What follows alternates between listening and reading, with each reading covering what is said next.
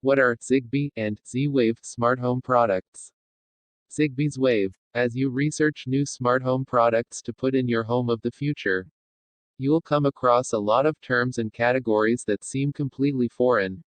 At the top of the list, ZigBee and Z-Wave products. What does this mean? And what's the difference between the two?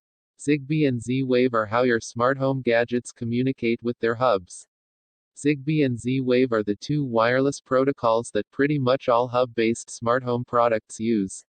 There are a small handful of smart home accessory makers that use their own standard, like Insteon, for instance. But ZigBee and Z-Wave are the two biggest open protocols out there. Many smart home products come with hubs, which are essentially middleman devices placed between your various smart home accessories and your home's Wi-Fi. Contrary to what you may think, smart light bulbs, like Philips Hue, GE Link, Osram Lightify, etc., don't connect directly to your Wi-Fi. Instead, they connect to their hub using a protocol like ZigBee or Z-Wave. And then that hub is what communicates with your home network. Think of ZigBee and Z-Wave more like Bluetooth. But for smart home products, ZigBee diagram marked up. So why do smart home products do this, instead of just using Wi-Fi for everything? First off, Wi-Fi is generally overkill for what most smart home products need, and it also uses a lot more energy than ZigBee and Z-Wave. Furthermore, the hub won't interfere with your Wi-Fi and bog down an already crowded network. ZigBee and Z-Wave also use mesh networking, which means that every smart home accessory can act as a signal repeater of sorts. For example, if you have Philips Hue lights set up in a large house, not every single bulb may be in range of the hub. If a bulb is too far away from the hub, it'll connect to a nearby bulb instead, which in turn connects to the hub. That's a useful feature to have if you have a bigger house. Sure, you can extend your network using a Wi-Fi extender of some kind, but those don't extend the Wi-Fi signal at full strength, so there's the cost of performance loss when you do so. ZigBee and Z-Wave don't have this downside. It also means that the signals don't need to be incredibly powerful, which can improve battery life drastically for smart home accessories that operate on battery.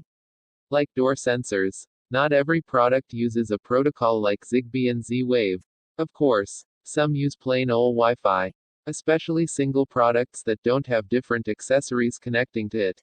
The Nest thermostat, Amazon Echo, and some of Belkin's Wemo accessories all connect directly to Wi-Fi.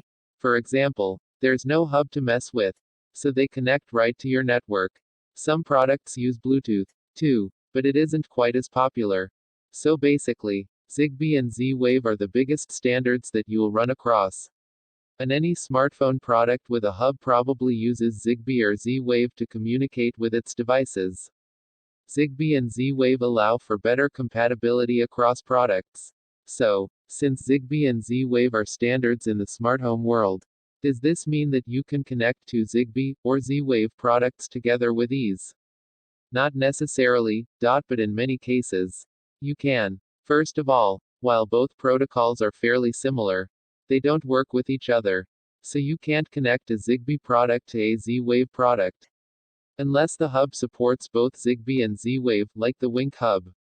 Furthermore, while they're both generic standards and fairly open, many manufacturers put their own proprietary twist on things, which can make it difficult to know if one ZigBee or Z-Wave product will connect to another, even if they use the same protocol.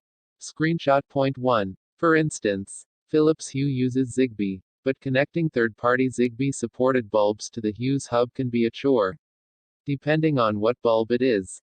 GE and Cree bulbs are fairly easy to connect, but Osram Lightify bulbs are sort of a pain to pair with the Hue's hub. However, even if you can connect third-party bulbs to the Hue's hub, they may not take advantage of the mesh networking. For instance, GE Link bulbs won't pass on a signal to a Cree bulb, so the Cree bulb has to find another bulb to connect to if it's out of the hub's range.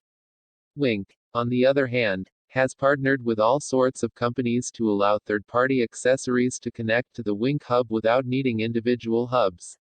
So, you could connect a Lutron smart light switch to the Wink's hub without needing a Lutron hub.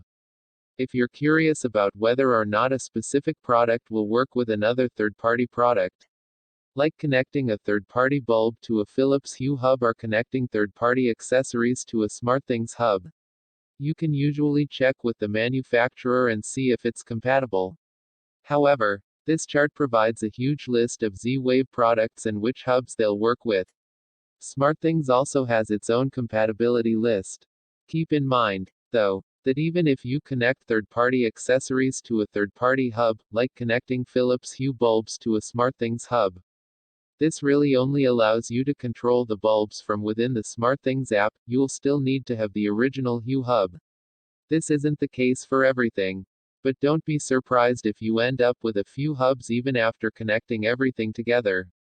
Purely Wi-Fi products, like the Nest thermostat and Amazon Echo, can often work with ZigBee, Z-Wave, and other platforms too, but it's dependent on whether or not the manufacturer adds support for these devices.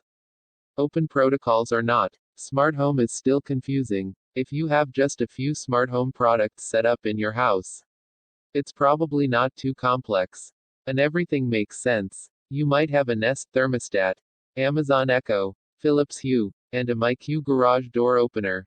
You might control them all from different apps, but overall it's not that confusing. However, once you start to add more stuff to your smart house, confusion and chaos can set in. Don't worry, you're not alone. The whole smart home field is very disjointed and confusing right now. It's very difficult to consolidate all your smart home gear into one simple interface using just one hub to control it all. And you'll experience all kinds of headaches if you try. This is the problem with having more than one smart home protocol that companies can use. Over time, it's possible that either ZigBee or Z-Wave will dominate the other. And smart home products will morph into using just one standard to make it easier for anything to connect to anything and have it just work. But for the time being, it's still kind of a mess. The best you can do is try to research every product you buy and see what it's compatible with. There are services that make it easier for certain smart home products to control another product that it may not support natively. 2. IFTTT is a popular option, letting you do things like control your Wemo lights with an Amazon Echo, something that the Echo can't do natively. It's not the best solution by any means, but it's at least an option. Until things get a bit simpler, you'll have to just do your research and be a little clever when things don't work out. Images by Maximus and Bigstock. Michael Sheehan, Flickr.